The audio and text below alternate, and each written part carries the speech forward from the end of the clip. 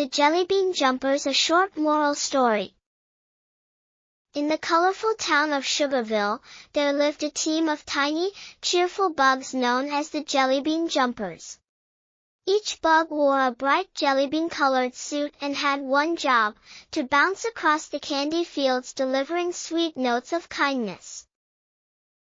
Juno, the youngest jumper, was excited to join the team but worried she wouldn't bounce high enough. "What if I mess up?" she whispered. Captain Bounce smiled. "It's not about jumping the highest. It's about spreading joy."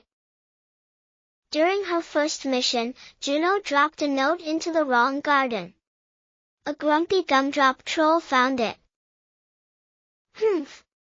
What's this?" he growled. The note read, "You're sweeter than you think." The troll blinked, then smiled.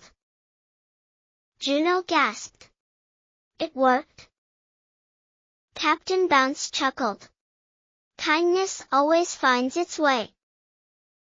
From that day on, Juno bounced with confidence, knowing even the smallest jump could make the biggest difference.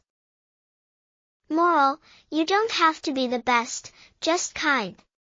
Even small efforts can brighten someone's day. Thank you for watching.